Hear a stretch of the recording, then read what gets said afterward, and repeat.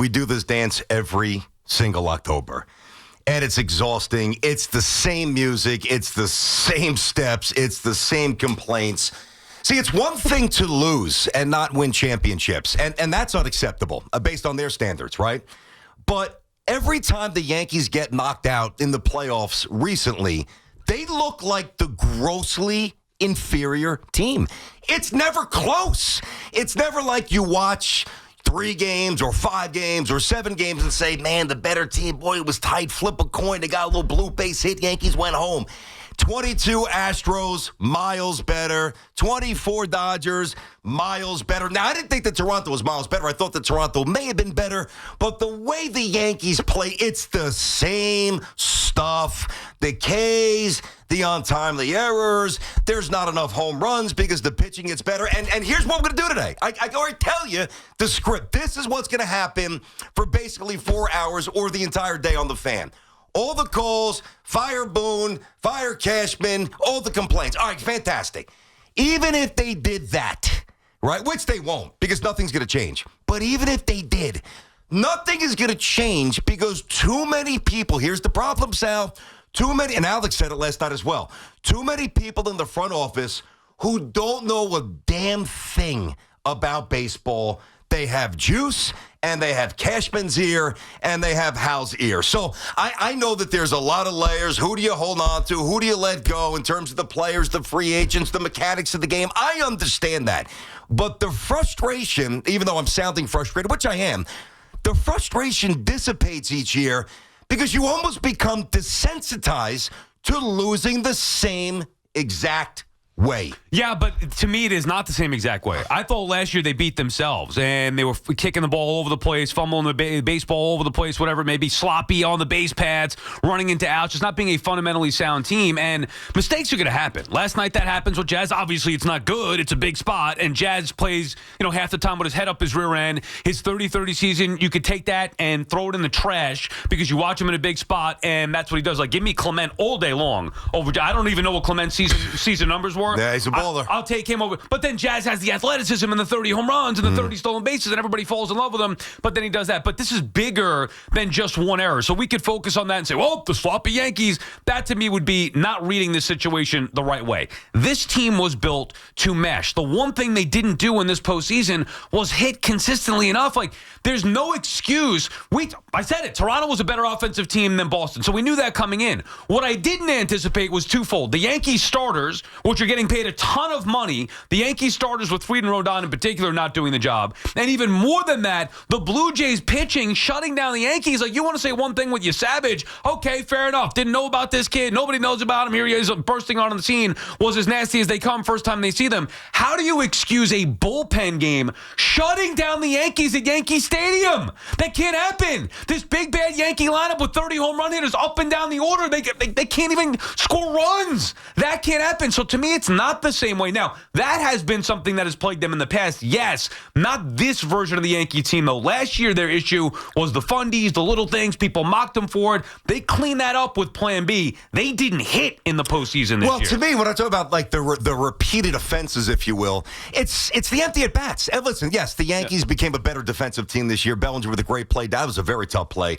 And he's obviously a very good outfielder. But I'm talking about, obviously, the Jazz double play. And Jazz keeps running his mouth. We're the best team. We're this. And then he's got a chance. He's swinging like he's Reggie Jackson. He hit $160. Had the biggest error of the playoffs so far. Well, not so far, but had the biggest error of the playoffs.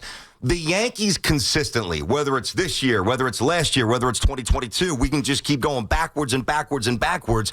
The Yankees send too many guys up there who are mash or whiff. Yeah.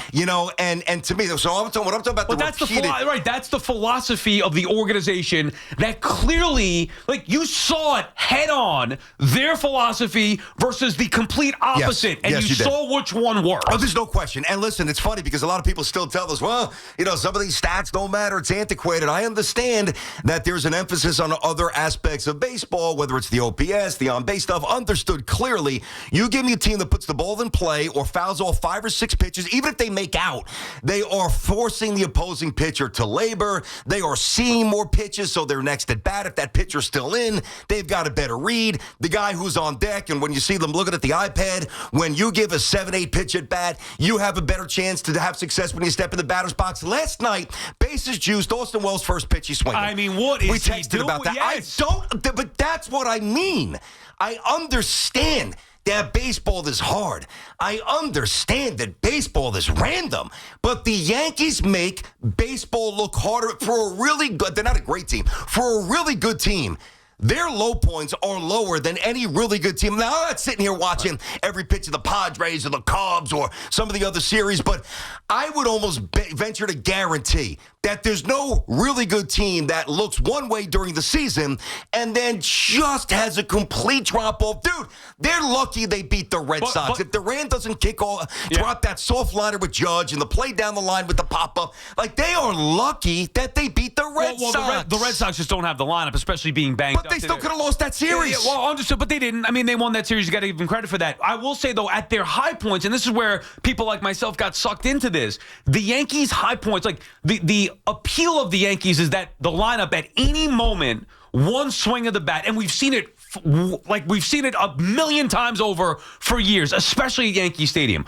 Even last night, like honestly, I did not give. I was texting with buddies, I was texting with you a little bit. I still did not believe the Yankees were going to lose that game, even being down 5-1 in the ninth inning, 5-2 in the ninth inning. At that point, I felt a rally was coming because I know it's just one swing away. It's a walk, a blue base hit. All of a sudden, the crowd gets into it. The Blue Jays pitcher soils himself, and boom, a blast from Austin Wells changes everything, or whoever it may be.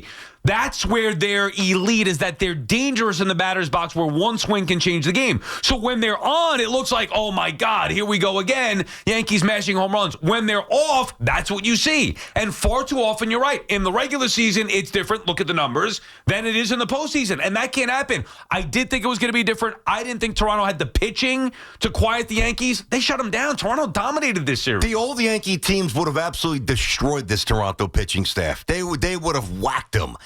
Because you would have gotten better at bats. I mean, what did I hear coming? I think it was Jerry, or maybe it was with Boomer and Gio. I don't know which one said it, but Toronto was like second fewest strikeouts in baseball. We talk about the number one batting average with runners in scoring position, and the Yankees were like 29th or 30th in strikeouts. That stuff matters. That matters. And they just keep rolling out the same stuff.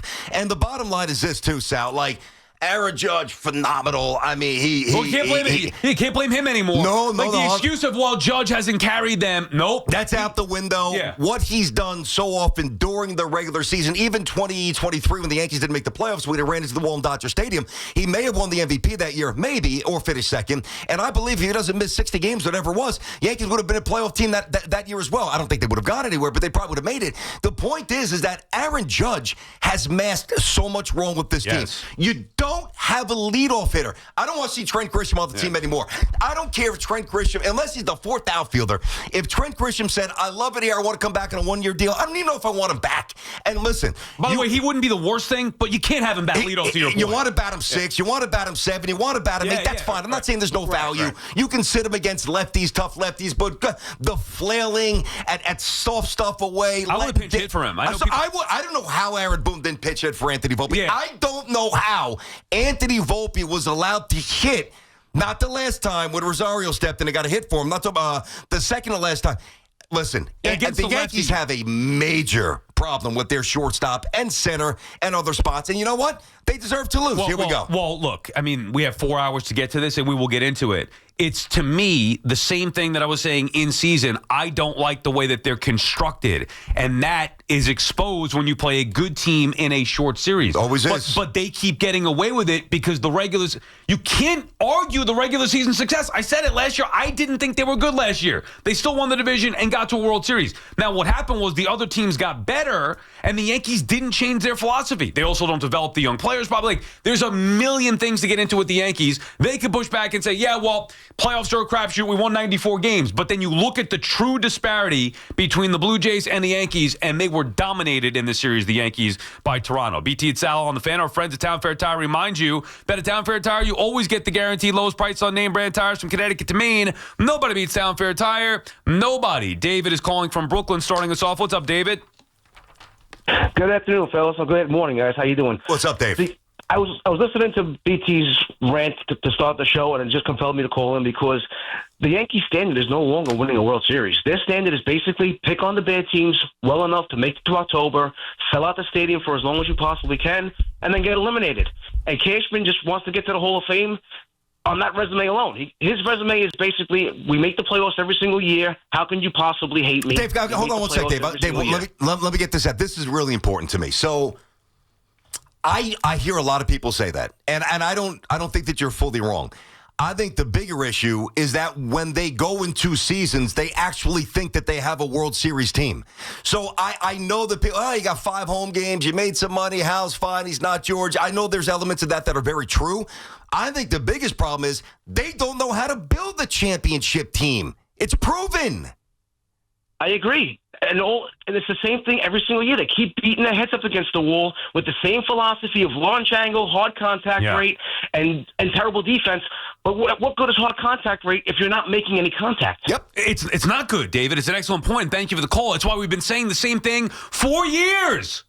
Look, we're not saying that the Yankees had the best team that they've had since 2018. Aaron Boone said it. Boone said himself, as the manager of this club since 2018, this is the best Yankees team that I've had to work with. We saw what they put up numbers-wise in the regular season with the offense. You know who the pitchers were, with Rodon having a terrific year, with Max Fried being a legitimate ace, with Schlittler taking over as a dominant young rookie. And still, they got manhandled by Toronto. Like, they got to be, they think, and I do think that there were points in the season where hierarchy at least acknowledged that maybe it wasn't going to be their year. Remember, there was talk about halfway into the trade deadline, whatever, maybe. They tried, but they didn't really believe that this was it. My question then would be, well, what are the answers? Because you said Dominguez was going to be great. He was a bust. You thought Volpe was going to be great. It's year 3. He's been a bust. Well, Austin Wells did not live up to the expectation. The pitchers that you paid a ton of money failed in the biggest spots. Your lineup outside of Aaron Judge failed in the postseason while they mashed in the regular season. Like, there are a million different issues here. Oh, yeah. But that's why I just think it's a roster construction, thought process, organizational, fundamental flaw in what it takes to win in the postseason. It's so much bigger than Aaron Boone. I mean, it really is. And listen, that doesn't mean you have a job for life. And I'm sure there's people who are going to call us up and say you got to move on from Boone. Do I think that would change anything if they don't really overhaul the guts of the franchise? I don't think it would change a damn thing. But think about this. Now, he was very good last night. He didn't hit 100 once. I didn't see 100. But in some ways, it was almost more impressive than his dominance against the Red Sox because Schlittler really had a battle. And he kept the Yankees in the game, right? And it's a better lineup. It's much better. 9, much better lineup. Not even close. There's no doubt. They make you work. He couldn't put hitters away, so the pitch count got up there, whatever. But the Yankees have a top 3 payroll, and their season was hanging in the balance and giving the baseball to a kid whom nobody knew anything about before the season. Now, this kid was ready to answer the bell, and I think that Cam's going to be an outstanding, if he stays healthy. I mean, I think he could be an ace. I think he could be an all-star. I think he could be terrific. He can be outstanding. But just think about that, guys. And then the season comes down to, should you pinch hit for the shortstop? Should you pinch hit for, who's playing first base? Is it the soon-to-be 40-year-old righty who's basically done nothing for 2 months except little blue base hits to first base? Is it the promising young lefty masher who can't catch a ground ball or looks horrible to first base? Yeah, I mean, it shouldn't be that. I don't know. They're lying. I can't stand the way the Yankees are built. By the way, the excuse early on was, it's Garrett Crochet. Or thinking about, Schoolboy could be nasty. Those are the best pitchers in the game. So you could at least be like, all right, if Crochet goes 8 shutout against you, or 8 innings, allows 1 run, you tip your cap, nothing you can do. Okay, Yankees, much like everybody else, can't get the best pitching. The Blue Jays throw 15 guys out there last night out of their bullpen at home in a must-win game, and the Yankees can't muster a hit? Couldn't get a guy in scoring position? Like that to me, losing the game. All right, you could have made a case somehow, some way. An error, the Yankees' bullpen implodes, Schlittler not as dominant. You could have made a case for the Blue Jays scoring 6-7 runs and maybe winning this game. I did not think under any circumstance the Yankees wouldn't be able to hit against the Blue Jays bullpen. And they got a couple of cheap ones late, although Dominguez hit that pretty well. But they got a couple late. I mean, for the most part, they're sitting on 3 knocks for the entire game. Yeah, without getting a guy in scoring position until Jazz was up in the 8th inning or whatever it was. Gross. I don't have another word for it, but gross. I mean, and tiring, and at this point, predictable. The empty at-bats are just a joke. Alex is in East Quad. What's up, Alex? Hello, Al. Hey, good morning, guys. the team needs an organizational reset, including Cashman and Boone, in my opinion. But it's not going to happen, as you said, so let's move on past that. I have to bring this up, guys. I was listening to you yesterday morning after they won Game 3. You're like, oh, and I forget which one of you said it. You said, it looks like the Yankee bats are waking up. Well, when you start in any game 6 players who are hitting 250 or less, and 3 of them are hitting 210, you're not going to be seeing many waking ups. So I'm not surprised by the way this went down. I mean, you're right.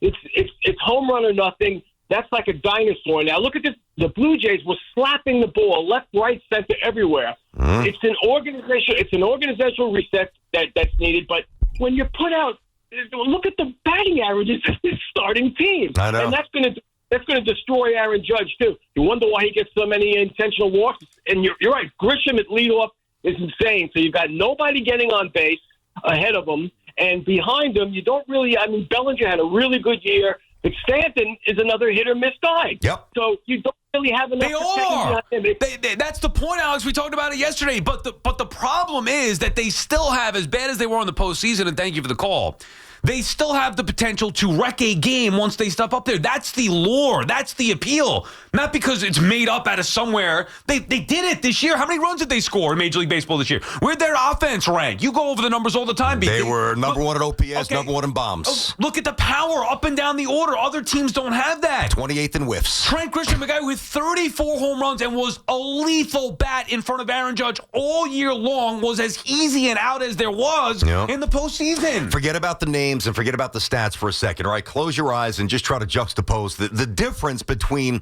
the at-bats, plural, for Toronto and for the Yankees, right? Toronto grinds, gets ahead of the count, foul ball, keeps it a favorable hitter's count. The Yankees, strike 1, strike 2, ball 1, out. And you saw that all series. You miss a fastball, you flail at something soft, the pitcher throws a show-me ball that maybe gets you to jump, so it's 1-2, bang, you're out the next pitch. 70 strikeouts. 70 in this series. It's the same thing. You're right. It's the same thing we've been talking about forever. Philosophy, organization. Like, they needed a change 4 years ago, and they just refused to do it. And I don't understand, what more they need to say. The pushback is always going to be, 94 wins in the regular season, always in the playoffs. That's great. This is the longest drought. I saw that. I know. Since they've won a World Series. Since they were the Yankees. Yeah, I saw that. 1903. From the Highlanders to the Yankees until they won their first one. Since they won their first one, we are now living in the midst of the longest drought between championships in Yankees history. And guess when the second one was? For the time I was like 7, all the time up to my early 20s. The year I was born, 79 to 96, obviously. Correct. Unbelievable. Yep.